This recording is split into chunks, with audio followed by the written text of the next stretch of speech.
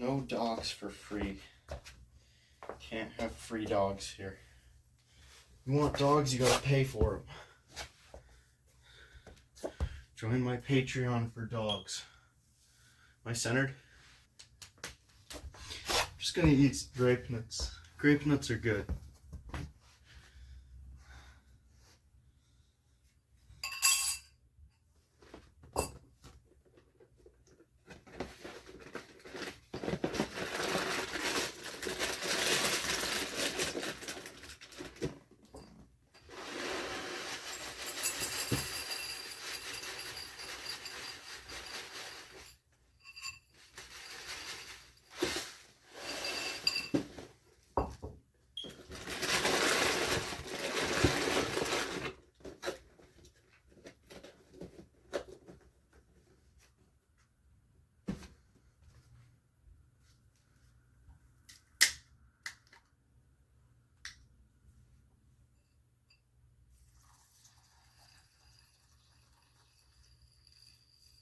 Just straight grape nuts.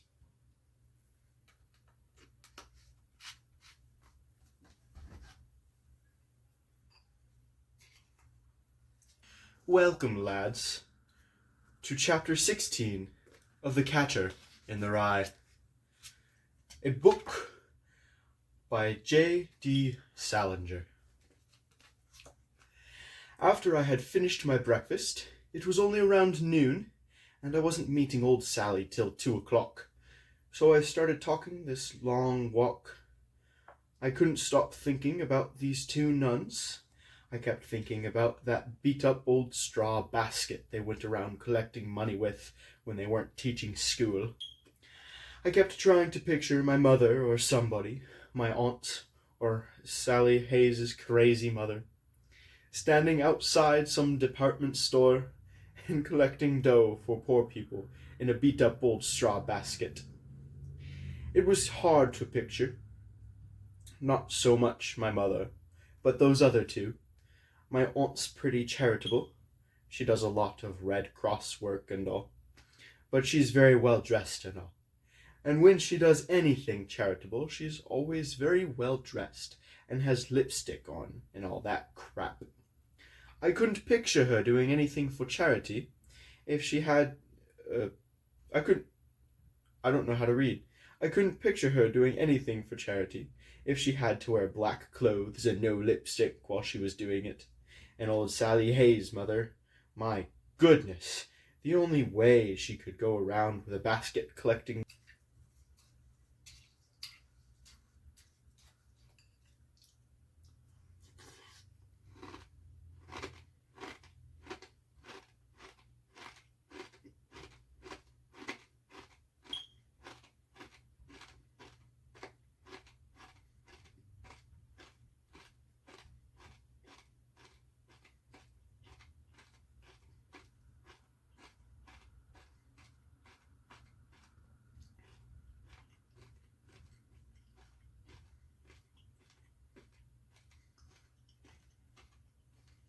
dough would be if everybody kissed her butt for when she made the contribution.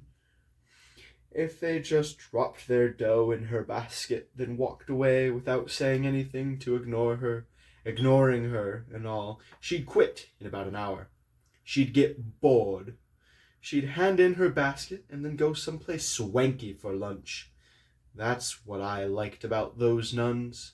You could tell, for one thing, that they never went anywhere swanky for lunch. It made me so gosh darn sad when I thought about it. They're never going anywhere swanky for lunch. I knew it wasn't too important, but it made me sad anyway. I started walking over toward Broadway, just for the heck of it, because I hadn't been over there in years. Besides, I wanted to find a record store that was open on Sunday.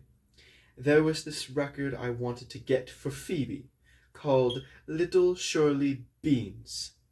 It was a very hard record to get. It was about a little kid that wouldn't go out of the house because 2 of her front teeth were out, and she was ashamed to. I heard it at Pensy. A boy that lived on the next floor had it, and I tried to buy it off him because I knew it would knock old Phoebe out. But he wouldn't sell it. It was very old, terrific record that this colored girl sang. Estelle Fletcher, made about 20 years ago. She sings it very Dixieland and whorehouse, and it doesn't sound at all mushy. If a white girl was singing it, she'd make it sound cute as frick. But old Estelle Fletcher knew what the heck she was doing, and it was one of the best records I ever heard. I figured I'd buy it in some store that was open on Sunday, and then I guess I'd take it to the park with me. It was Sunday, and Phoebe goes roller skating in the park on Sundays quite frequently. I knew where she hung out mostly. It wasn't as cold as it was the day before, but the sun still wasn't out, and it wasn't too nice for walking. But there was one nice thing. This family that you could tell just came out of some church were walking right in front of me. A father, a mum, and a little kid about 6 years old. They looked sort of poor. The father had one of those pearly gray hats that poor guys wear a lot when they want to look sharp. He and his wife were just walking along, talking, not paying attention to their kid. The kid was swell. He was walking in the street instead of on the sidewalk, but right next to the curb. He was making out like he was walking a very straight line, the way kids do, and the whole time he kept singing and humming. I got closer so I could hear what he was singing. He was singing that song, "If a body catch a body coming through the rye." He had a pretty little voice, too. He was just singing for the heck of it. You could tell. The cars zoomed by. Brakes screeched all over the place. His parents paid no attention to him. And he kept on walking next to the curb, singing, "If a body catch a body coming through the rye." It made me feel better. It made me feel not so depressed anymore. Broadway was mobbed and messy. It was Sunday, and only about 12 o'clock, but it was mobbed anyway. Everybody was on their way to the movies, the Paramount, or the Astor, or the Strand, or the Capitol, or one of... It's really like eating sand.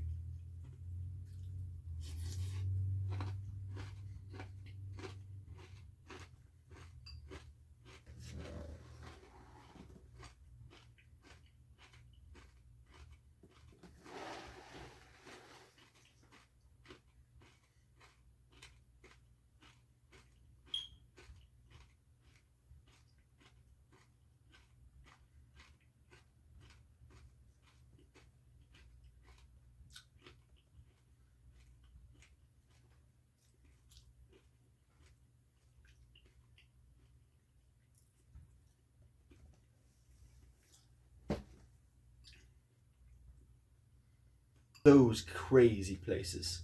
Everybody was up all dressed because it was Sunday, and they made it worse. But the worst part was that you could tell they all wanted to go to the movies. I couldn't stand looking at them.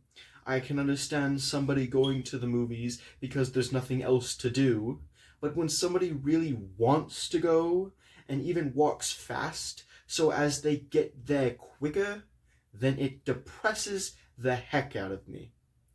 Especially if I see millions of people standing in one of those long, terrible lines, all the way down the block, waiting with this terrific patience for their seats and all. Boy, I couldn't get off that gosh darn Broadway fast enough. I was lucky.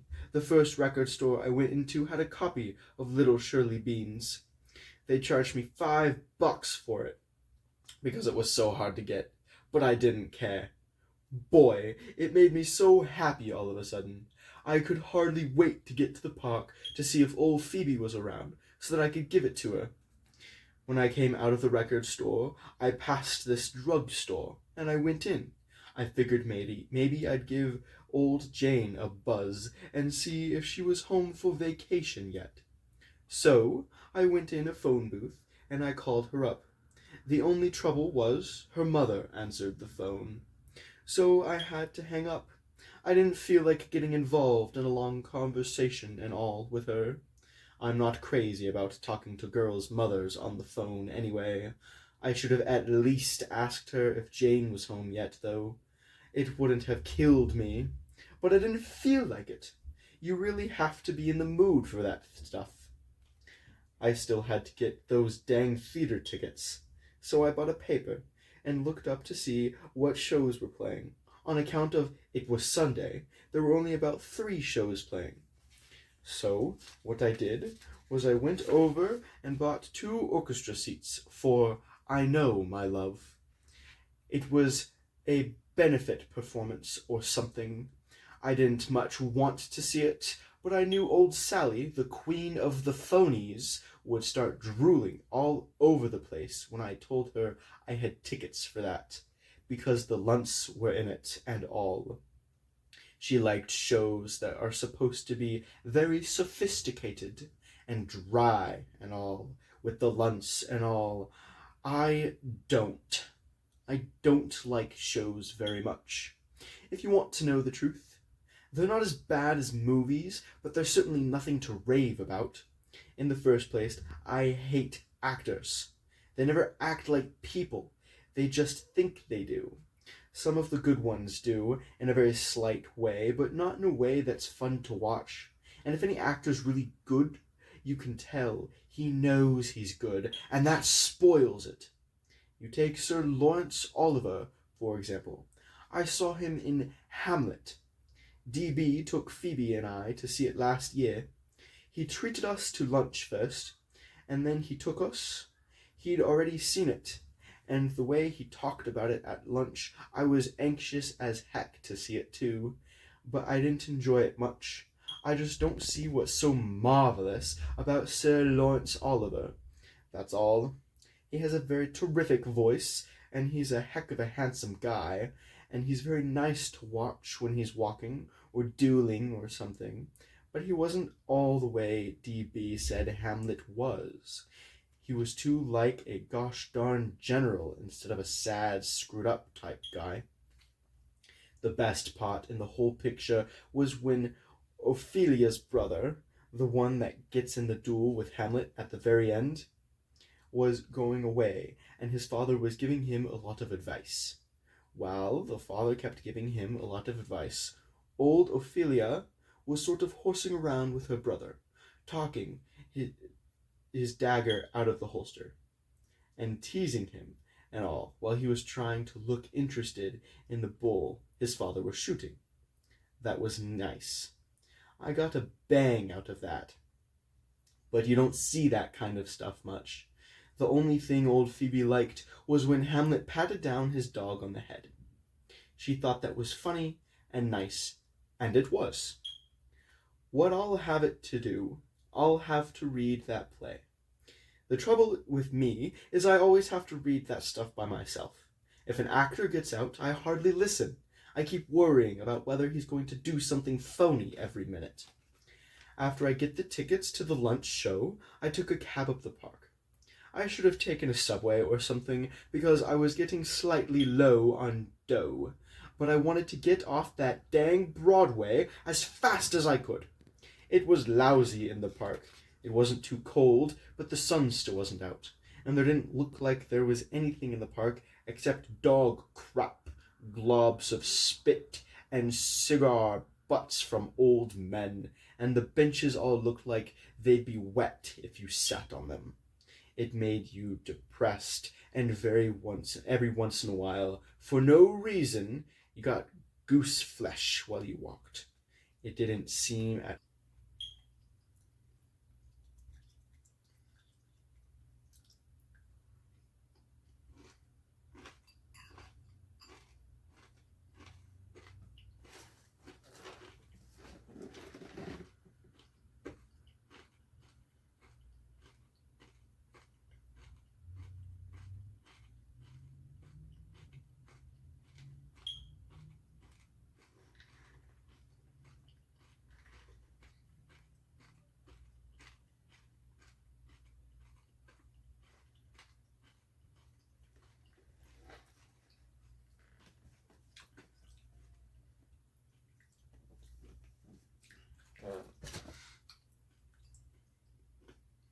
or like Christmas was coming.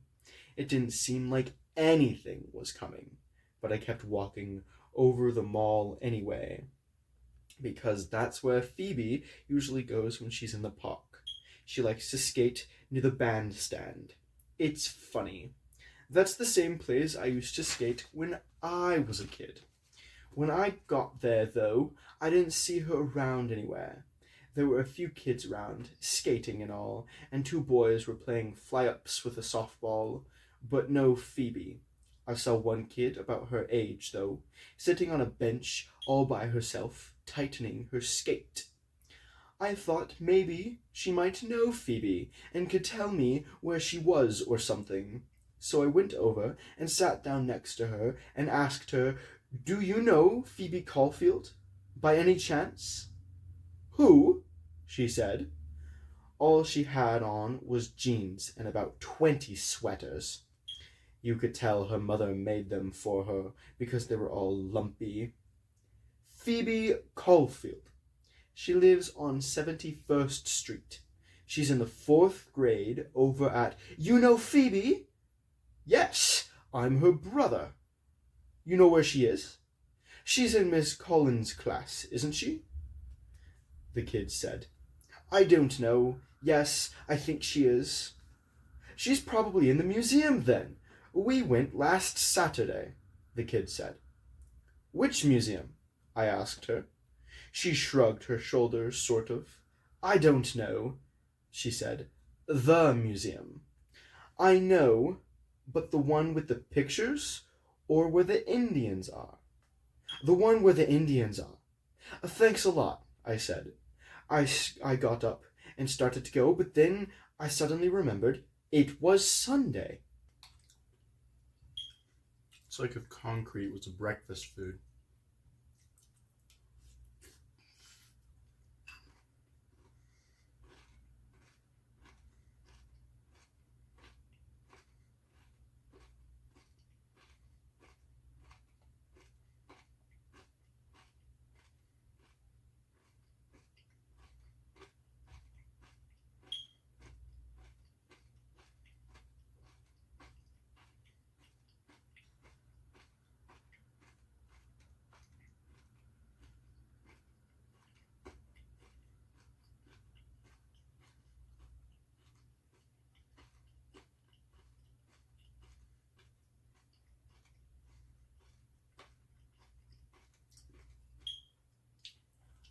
"This is Sunday," I told the kid.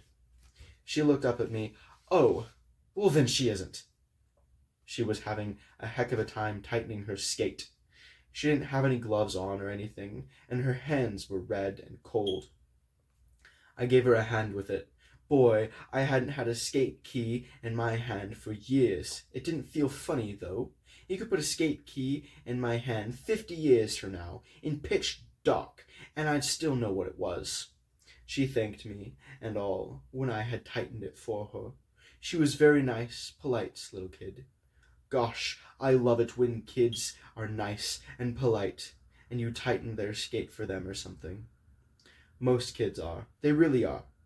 I asked her if she'd care to have a hot chocolate or something with me, but she said no, not today. She said she had to meet her friend. Kids always have to meet their friends. That kills me.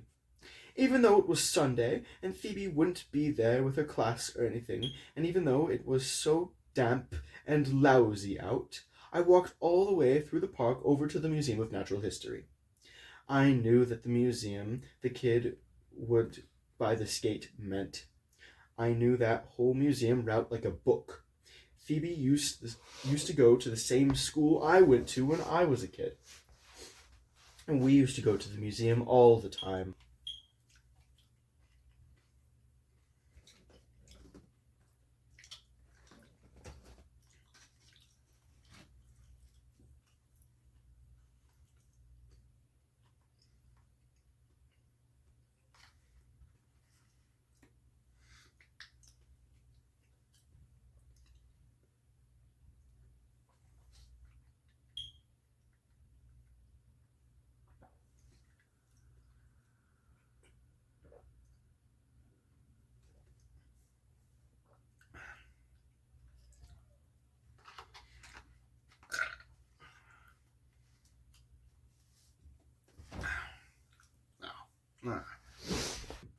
We had this teacher, Miss... I can't freaking pronounce that name. That took us there all the dang time. Sometimes we looked at the animals, and sometimes we looked at the stuff the Indians had made in ancient times. Pottery and straw baskets and stuff like that. I get very happy when I think about it. Even now, I remember after we looked all the time at the Indian stuff, usually we went to see some movie in this big auditorium. Columbus. They were always showing Columbus discovering America, having one heck of a time getting old Ferdinand and Isabella to lend him the dough to buy ships with. And then the sailors mutiny. Okay, this is boring. I'm done. My leg fell asleep.